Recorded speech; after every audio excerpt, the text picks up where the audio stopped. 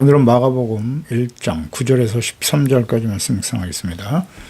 1장 9절에서 13절까지 말씀 있습니다. 그때 예수께서 갈릴리 나사렛으로부터 와서 요단강에서 요한에게 세례를 받으시고 곧 물에서 올라오실새 하늘이 갈라진 것 같이 성령의 비둘과 같이 자기에게 내려오심을 보시더니 하늘로부터 소리가 나기를 너는 내 사랑하는 아들이라 내가 너를 기뻐하노라 하시니라. 성령이 곧 예수를 광야로 몰아내신지라. 광야에서 40일을 계시면서 사탄에게 시험을 받으시며 들짐승과 함께 계시니 천사들이 수종 들더라. 아멘. 예수님의 공생의 사역의 시작과 세례와 시험. 복음의 시작은 하나님께서 세상을 사랑하시고 구원하시기 위해서 보내신 하나님의 아들 예수 그리스도이십니다. 복음의 핵심은 예수 그리스도예요. 예수께서 하나님의 아들 그리스도심을 믿는 자들에게 영생과 구원이 있는 것입니다. 그러나 사람의 몸으로 찾아오신 예수님을 그 누구도 알 수 없었고 예수께서 구약시대 선자들을 통해서 예언하신 그리스도이심을 증거하기 위해서 미리 보낸 사람이 있었으니 세례 요한입니다. 요한은 하나님께서 친히 보내신 마지막 선지자이면 나세린이었고 오직 자신을 낮추고 하나님의 아들이신 예수 그리스도 구원의 길을 예배하기 위해서 그에게 세례를 베풀었습니다. 세례를 주는 과정에서 나타나실 하나님의 아들을 증거하는 일에 겸손히 성실하게 사명을 감당했습니다. 많은 사람들이 그의 말을 들었고 회개하며 세례를 받았습니다. 그가 오랫동안 기다려온 메시아 그리스도로 인정하고 많은 사람이 따랐으나 그는 아주 단호하게 자신이 그리스도가 아니다. 그분의 신발끈도 맬 수 없는 낮고 천한 종일 뿐이다 라고 증거했습니다. 오직 그리스도를 증거하는 일에 최선을 다하는 신실한 종이었죠. 그때 예수께서 갈릴리 나사렛으로부터 요단강에서 요한에게 세례를 받았다 그랬어요.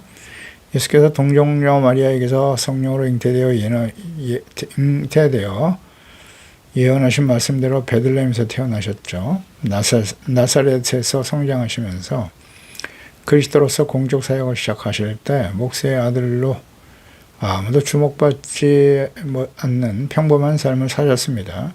공적 생애를 시작하실 때가 되었을 때 하나님께서 미리 보내실 것이라고 약속하신 세례 요한 광야에서 외치는 자의 소리가 되게 하시고 그에게 세례를 베풀고 있을 때 예수께서 갈릴리 나사렛으로부터 오셔서 요한에게 세례를 받으십니다. 그때에 이것은 영적으로 매우 갈급하고 목마른 상태에서 그리스도를 낭망하고 있었던 세례 요한의 사역이 진행되고 있었을 때 혹시 그가 그리스도가 아닌가 생각하고 있던 때에 어떤 중요한 사건이나 인물의 등장을 암시하는 것이라고 볼 수 있는데요. 사실 세례 요한이 예고하고 그 권위를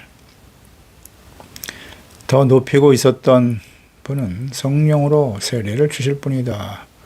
곧 하나님의 아들 예수 그리스도였습니다. 예수께서는 당신의 도래를 준비하고 있는 세례 요한의 사역에 관해서 익히 말씀하고 계셨지만 그 즉시 오시지 않고 메시아로서의 사역을 시작하실 때 그때죠. 하나님의 때죠. 그때는 하나님이 정하신 때에 요단강에 나와 요한으로부터 세례를 받으십니다. 이는 인류의 새로운 역사의 시작을 예고해주는 엄중한 선포이자 장엄한 대서사시의 서곡이죠. 마가는 나사렛이라는 지명, 이 지명을 기록함으로써 당시 이스라엘에서 갈릴리와 나사렛은 이방으로 취급했던 천한 지역이었죠. 이것을 강조하심으로 이방인 독자들에게 낮고 천한 곳 출신인 예수 그리스도를 증거하려고 했을 것입니다. 이방인들에게. 누가는 이 지명을 생략했고요. 마태는 갈릴리로서 요단강에 이르러 라고 표현했고 이는 이방 지역인 로마와 모든 이방인들에게 예수 그리스도께서 역사적으로 실제하시는 분이심을 증거하기 위해서 기록했을 것입니다. 그러니까 예수께서 요단강에서 받은 세례, 헬라어의 밥티조이죠. 물에 잠긴다라는 뜻인데 그래서 세례를 물에 잠긴다는 의미를 가진 침례로 표현하기도 하죠. 원어에 가까운 해석이라고 볼 수 있습니다. 다만 세례는 물에 잠기는 의식은 물에 잠기는 의식은 곧 죄를 씻어 정결하게 하는 것이다 라는 의미로 세례를 강조하는 의미로 사용한 것입니다. 그러니까 의미적인 측면에서 볼 때 세례라는 번역이 바람직해 보입니다. 물에 잠기는 어떤 형식보다 침례는 형식, 물에 잠긴다는 거잖아요. 그 형식을 강조하는 말인 반면에 세례는 죄를 회개하고 씻어 정결하게 된다는 의미가 하나님의 뜻에도 합당하기 때문입니다. 굳이 침례를 고집할 필요는 없어요. 예수께서 세례를 받으실 때 나타난 일이 뭐냐? 10절에 물에서 올라오실 새 하늘이 갈라짐과 성령의 비둘기같이 자기에게 내려오심을 보셨다. 그러니까 예수께서 세례를 받으시고 물에서 올라오실 때 하늘이 열리고 성령이 임했다는 거죠. 또 마가의 초점이 예수께 맞춰져 있음을 알 수 있어요. 예수님이 보셨다 이렇게 기록했으니까요.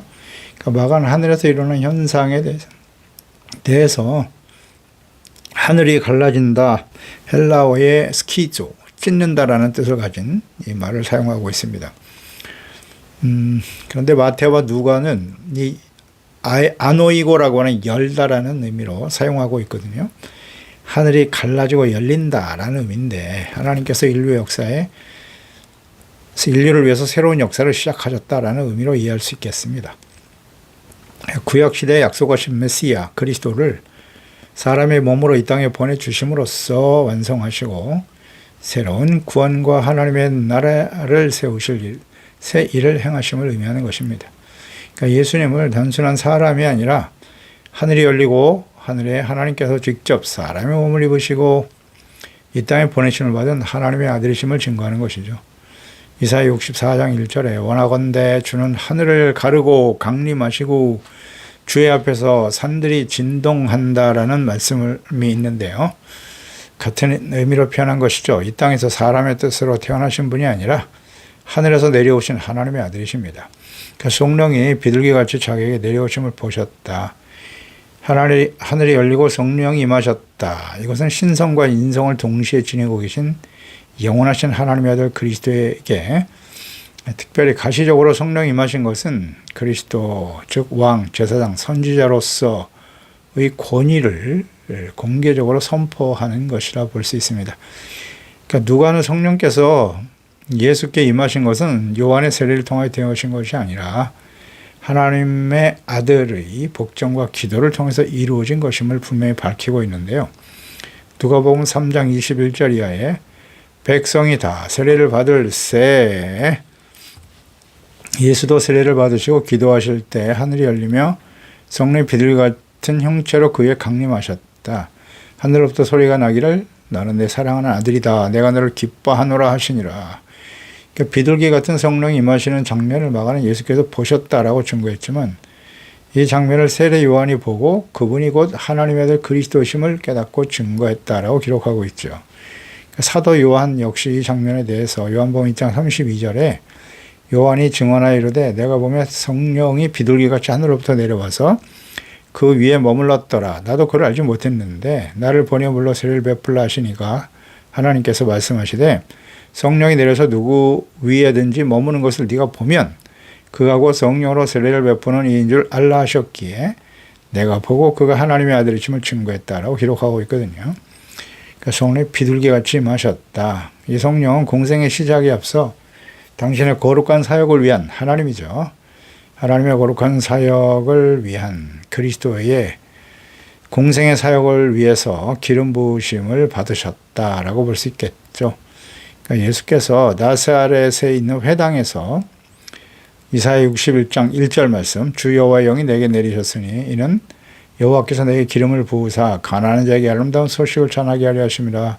나를 보내사 마음이 상한 자를 고치시고 포로된 자에게 자유를 갇힌 자에게 노임을 선포하게 하는 것이다 라는 말씀을 읽으시면서 그 의미에 대해서 설명을 하셨습니다. 그리스도에게 임할 성령에 대한 예언의 말씀인데요. 누가복음 4장 18절 이하죠. 주의 성령이 내게 임하셨으니 이는 가난한 자에게 복음을 전하게 하시려고 이사야 61장 말씀을 인용하시면서 포로된 자, 눈먼 자를 다시 보게 하고 전파하고 늘린 자를 자유롭게 하고 주의 은혜의 해를 전파하게 하려심을 하셨는데, 이사야 61장 말씀을 읽으시면서 책을 덮어 그 맡은 자에게 주시고 앉으시니 회당에 있는 자들이 다 주목하여 보더라. 이에 예수께서 그들에게 말씀하시되 이 글이 오늘 너희의 귀에 응하였느니라. 이사야 61장에 예언한 기름 부음을 받은 그리스도가 바로 자기 자신임을 증거하셨습니다. 그 선지자들을 통해서 말씀하신 그리스도, 하나님의 아들에게 부어주실 성령의 역사하심과 기름 부음에 대한 예언의 말씀, 성취를 분명히 증거하셨습니다. 예수께서 하나님의 아들이시지만 육체를 가지시고 사역하시면서 성령님과 함께 동역하시고 말씀하시고 가르치시고 복음을 전파하시며 많은 기사와 이적을 행하시는 이 사역을 감당하셨고, 십자가에 못 박혀 죽으시고 부활 승천하실 것을 아시고 제자들에게도 보혜사 성령을 믿는 자에게 보내주실 것이다 라고 약속을 하신 겁니다. 그 마지막 승천 직전에 제자들에게 명령하신 말씀이 있었죠. 사도행전 1장 4절이 합니다. 사도와 함께 모이사 그들에게 분부하여 이르시되 예루살렘을 떠나지 말고 내게서 들은 바 아버지께서 약속하신 것을 기다려라. 이 약속은 바로 요한복음 14장 16절 이하의 말씀이죠. 성령을 보내주실 것이다. 보혜사 성령, 또 다른 보혜사. 너희는 몇 날이 못되어 성령으로 세례를 받게 될 거야 라는 약속을 하셨죠. 오직 성령이 너희에게 임하시면 너희가 권능을 받고 예루살렘과 유대와 사마리아 땅 끝까지로 내 증인이 될 것이다 라는 말씀하셨습니다. 약속하신 대로 예수께서 하나님께로 가시고 부활 승천하시고 마가다락방에 모여 기도하는 제자들에게 성령이 임하셨습니다. 그때부터 제자들이 성령의 충만함을 받아 담대하게 예수 그리스도의 십자가에 죽으심과 부활의 증인이 되어서 하나님의 아들 그리스도의 신과 믿는 자들이 구원을 받아 하나님의 아들이 될 것을 전파하게 하신 것입니다. 11절에도 하늘로부터 소리가 있어 가로되 나기를 너는 내 사랑하는 아들이다. 하나님 직접 증거하셨네요. 내가 너를 기뻐하노라 하시다. 예수께서 세례 받으실 때 하늘이 열리고 성령이 내려와 임하셨고 또 하늘에서 소리가 났어요. 즉 하늘의 하나님께서 직접 예수께서 사랑하는 아들이고 내가 그를 기뻐한다라고 선포하며 증거하셨던 거죠. 그러니까 하나님의 직접적인 계시의 말씀인 거예요. 과거 구약시대의 족장들 노아, 아브라함, 이삭, 야곱, 모세와 여호수아, 사사 혹은 왕정시대의 선지자들을 통해서 직접 말씀하시고 자신을 계시하셨던 하나님께서 말라기 선지자 이후에 침묵하시다가 하나님의 아들을 친히 사람의 모습으로 이 땅에 보내시고 하늘이 열리고 직접 사람들의 귀로 들을 수 있도록 말씀하셨다는 거죠. 이게 중요해요. 하나님이 이렇게 직접 음성을 통해서 자기를 계시하셨던 거예요. 그래서 하나님의 아들 예수께서 하시는 모든 말씀은 다 하나님의 말씀이었던 거죠. 예수께서 하나님의 아들이심을 증거하는 거예요. 내 사랑하고 기뻐하는 아들이라고 증거하셨거든요. 이 직접적인 증거 아닙니까?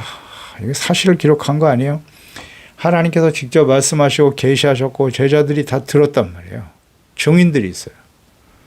사실 아닙니까? 하나님의 음성은 아직 제자들을 부르시기 전에 하신 말씀이시고 그 이후에 그렇죠. 세례 받으실 때는 그곳에 있었던 사람들만 들었단 말이죠. 근데 아직 제자들을 부르시기 전이었다.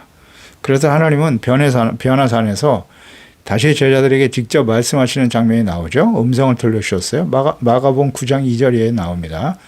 엿새 후에 예수께서 베드로와 야고보와 요한 왜 세 명을 데리고 가셨을까요? 증인이잖아요. 증인. 높은 산에 올라갔는데 그 앞에서 변형되어 엘리야와 모세와 함께 만나서 대화하시는 장면. 베드로가 예수께 고하되 라비여 우리가 여기 있는 것이 좋사오니 우리가 초막 셋을 짓되 하나는 주를 위하여 하나는 모세를 위하여 하나는 엘리야를 위하여 하사이다 하니 마침 구름이 와서 그들을 덮었어요. 구름 속에서 소리가 납니다. 이는 내 사랑하는 아들이니 너희는 그의 말을 들으라. 하나님의 음성을 직접 들은 사람들이에요. 베드로, 야고보, 요한, 모세와 엘리야 함께 대화하는 걸 직접 목격했어요. 세 명의 제자를 데리고 올라가신 이유는 증인으로 삼기 위해서죠. 회당장 야이로의 딸을 살리러 들어가실 때 마가복음 5장 37절에 나오죠. 베드로와 야고보의 형제 요한 외에 아무도 따라옴을 허락지 않으셨어요. 회당장의 집에 가서 떠드는 사람들이 울며 통곡함을 보시고 들어가서 이르시되 너희가 어찌하여 떠들며 우느냐? 이 아이가 죽은 것이 아니다. 잔다 하시니 그 아이의 손을 잡고 이르시되 달리 닦음 하시니 번역하면 곧 내가 너희에게 말하노니 소녀야 일어나라 하심이라. 소녀가 곧 일어나서 걸으니 나이가 12살이라. 사람들이 크게 놀라고 놀랬다. 그러니까 예수님께서 하나님께서 친히 말씀하시고 증거하신 대로 단순한 그냥 사람이 아니라 하나님께서 보내신 하나님의 사랑하시고 기뻐하시는 하나님의 아들이십니다. 이 사실을 믿는 자는 하나님의 자녀가 되는 복을 받은 사람인 것이죠. 이렇게 분명히 성경이 증거하고 있지 않습니까? 또 증인들이 있지 않아요? 이 사실을 왜 인정하지 않죠?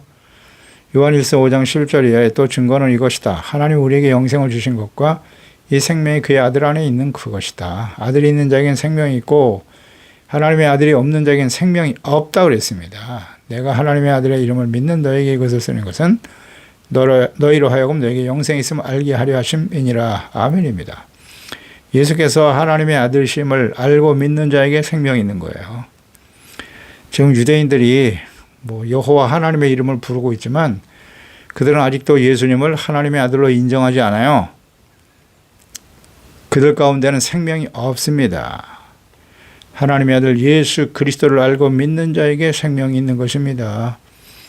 어떤 사람이 가능할까요? 성령께서 우리 가운데 임하셔서 깨닫게 해주셔야만 알 수 있는 거예요. 하나님께서 직접 이 제자들에게 하나님의 음성을 들려주시면서 하나님의 아들이라고 말씀하셨잖아요. 증인들이잖아요. 증인들이. 그들에 의해서 기록된 성경이 있고 신화가 아니에요. 이야기를 적은 게 아닙니다. 그 사실을 기록했고 그 사실을 증언하다가 다 순교당했어요. 거짓을 전하기 위해서 목숨을 거는 사람들이 있나요? 종종 있기도 하죠. 그러나 예수께서 하나님의 아들이심을 알고 믿는 자는 복이 있도다. 아멘. 성령께서 임하시지 않으면 알 수가 없는 겁니다. 사실인데도 믿지 않죠. 마귀에게 시험 받으시는 예수님 12절이죠. 곧 성령이 하신 일이네요. 곧 예수를 광야로 몰아내셨다. 광야에서 40일을 계시면서 사탄에게 시험을 받으시며 들짐승과 함께 계셨다. 천사들은 수종을 들었다라고 하셨네요. 그러니까 예수께서 세례 받으신 후에 그리스도로서 공적인 사역을 시작하시면서 성령의 인도하심을 따라 광야로 나가셔서 40일을 금식하며 사탄의 시험을 받으셨거든요. 광야에서 시험을 받았다. 이 광야는 들짐승들과 함께 하시는 장소네요. 사람들이 살아가는 도시와 마을에서 떨어진 지역인 광야입니다. 오직 하나님과 예수 그리스도, 또 배후의 역사는 사탄만이 존재하는 장소가 되어버렸네요. 마치 에덴 동산의 모습을 연상하게 됩니다. 그곳에는 하나님과 하나님의 형상대로 지음받은 하나님의 아들인 아담과 하와, 그리고 미혹하는 뱀, 사탄이 존재하는 곳이었죠.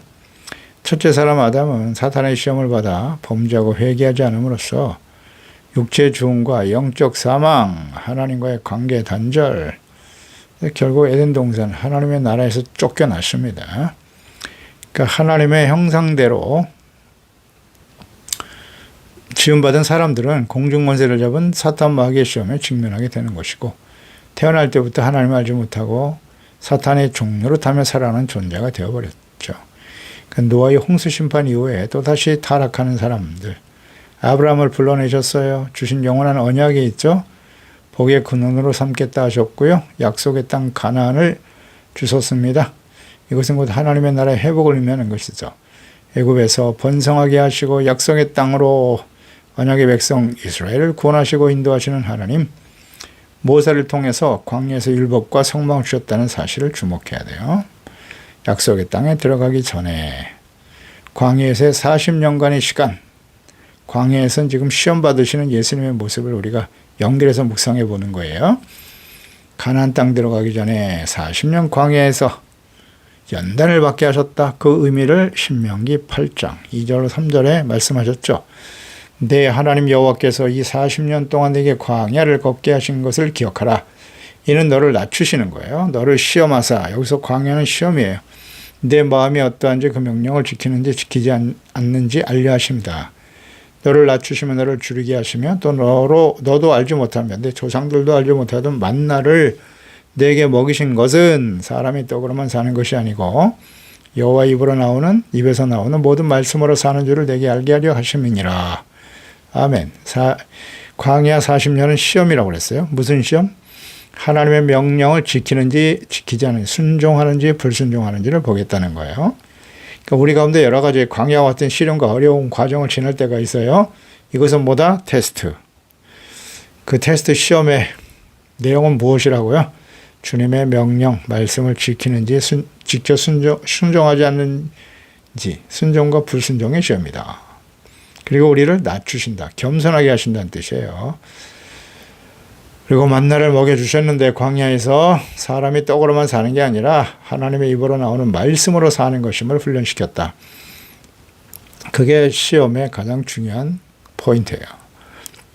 그렇습니다. 우리 사람은 무엇을 먹을까 입을까 마실까에 집중하게 되는데 하나님의 자녀, 하나님의 다스림을 받는 하나님의 나라의 거룩한 주의 자녀 백성으로 살아간다는 의미는 먹고 마시는 게 중요한 게 아니라 하나님의 말씀을 듣고 지켜 순종하는 믿음과 의의 삶이 더욱더 중요하다고 강조하신 겁니다. 그래서 마태복음 6장에 말씀하신 것처럼 무엇을 먹을까 입을까 마실까 염려하지 말라. 이것은 다 이방인, 하나님이 없는 사람들이 살아가는 삶의 방식이지만 하나님의 자녀는 하나님의 나라와 그의 의를 먼저 구하는 것이다. 하나님을 우리의 삶의 왕으로 주인으로 섬기며 그분의 말씀을 듣고 순종하는 것이 의잖아요. 하나님의 다스림과 의를 우리의 삶의 최고의 가치 우선순위로 삼고 살아가고 있나요? 하나님의 구원과 하나님의 나라의 회복을 위해서 사역하시는 사람의 몸을 가지고 오신 하나님의 아들 그리스도께서도 첫째 아담과 같이 마귀에게 시험을 받으셨어요. 에덴 동산에서. 아담은 그 시험에 실패했죠. 사탄에게 넘어가고 말았어요. 자기 자신뿐만 아니라 그 이후에 태어난 모든 이들을 죄와 사망에 처하게 만들어 버렸죠. 그런데 사람의 몸을 가지고 오신 예수님께서 사역을 시작하시면서 이 시험의 과정을 반드시 거쳐야 돼요. 여기서 승리해야 하나님의 사역을 감당할 수가 있게 되는 거예요. 모든 그리스도인들 마찬가지예요. 교회만 다니고 종교적인 의식을 행한다고 해서 다 하나님의 자녀요, 또 하나님이신 사명을 감당하며 살아가다가 영원한 하나님의 나라에 설 수 있는 것은 아니다. 반드시 시험을 이겨야 돼요. 어떻게 사탄을 물리치셨나요? 마태복음 4장에 자세히 나오죠. 사탄의 유혹은 세 가지. 육신의 정욕, 안목의 정욕, 이 세상의 자랑이에요. 이것은 에덴 동산에서 하와를 미혹했던 방식이고 모든 시대에 하나님의 자녀들에게 다가온 방식이고 사탄의 시험은 변하지 않아요. 오늘날 우리에게 끊임없이 계속되고 있는 것이고 예수님께서는 신명기 말씀으로 물리치셨어요. 사람이 떡으로만 사는 게 아니야. 하나님의 말씀으로 사는 것이지. 신명기 8장 또 신명기 6장에 하나님만을 경배하라. 시험하지 말라. 이런 말씀으로 물리치심으로써 비로소 그리스도로서 사역을 감당하게 되었던 것입니다. 우리가 예수 믿고 구원받은 그 순간 바로 다가오는 시험인 거예요. 또 매일매일 우리가 천국 가는 그날까지 악한 원수 마귀와의 끊임없는 이 싸움이죠. 시험이 우리 가운데 있는 것입니다. 그래서 오직 하나님의 말씀 묵상하고 기도하고 성령님의 인도하심을 따라 성령께서 함께 하셨기 때문에 예수께도 승리하셨죠. 그러므로 우리도 말씀과 성령으로 충만한 경건의 삶, 하나님의 전신갑주로 잘 무장해서 이 사탄과의 싸움에서 날마다 우리가 승리할 때 비로소 참된 하나님의 자녀로 그리스도인으로 증거될 것입니다. 그렇습니다. 하나님 아버지, 오늘도 주의 말씀을 듣습니다. 예수님께서 이 땅에 찾아오시고 30년 이상을 평범한 나사렛의 목수의 아들로 사셨으나 하나님의 때에 요단강에 세례를 받으시고 이를 위해서 보내신 세례 요한에 의해서 그분이 하나님의 아들 그리스도이심을 증거하셨고 하늘문이 열리고 그곳에서 성령이 임하셨고 신의 하나님께서 사랑하는 아들이고 내 기뻐하는 아들이라고 증거하시고 선포하셨습니다. 이 말씀을 들은 제자들이 있고 증인들이 있었습니다. 또 예수님이 행하신 모든 말과 사역을 통해서 예수님이 하나님의 아들이여 그리스도심을 모든 사람들이 확인할 수 있었던 것이 있죠. 주여, 우리는 2000년 후에 태어난 저희들이고 이방인들 중에 이방인 아닙니까? 그런데 우리가 어찌 예수께서 하나님의 아들이여 그리스도심을 알고 믿고 죄사함 받고 하나님의 자녀가 되고 하나님이 다스리시는 거룩한 하나님의 나라의 백성으로 살아갈 수 있게 되었는지 그 은혜와 사랑을 진심으로 감사하고 찬양드리옵나이다. 예수께서도 사람의 몸을 갖고 계셨기 때문에 약한 원수 마귀의 시험을 받으셨던 것처럼 오늘 우리도 예수 그리스도를 믿고 구원받은 그 순간부터 끊임없이 약한 원수 마귀의 유혹, 여전히 살아있는 육체적 욕과 먹이욕, 이 세상의 자랑을 줘서 시험을 받는 것 또한 사실입니다. 이기는 자가 되어질 때 비로소 예수께서 공생의 사역을 감당하실 수 있었던 것처럼 우리가 천국 가는 그날까지, 주님 오시는 그날까지 하나님의 전신갑주로 무장하여 악한 원수 마귀와의 싸움을 이기고 승리함으로써 하나님께 영광을 돌리고 주님 오시는 날 영광스러운 모습으로 주님을 배울 수 있는 저희들이 되게 해주세요. 우리에게 다가오는 광야와 시련, 어려움들이 있을 수 있어요. 이것은 우리가 하나님께 대한 믿음과 순종의 시험이고 또 사탄과의 싸움에서 승리할 수 있도록 연단하시는 과정임을 확신하면서 다가오는 여러 가지 광야의 시험들을 주님과 하나님의 말씀과 성령님의 인도하심을 따라 능히 이기고 주님을 영화롭게 하는 진실한 그리스도인으로 증거되게 하소서. 예수님의 이름으로 기도드리옵나이다. 아멘.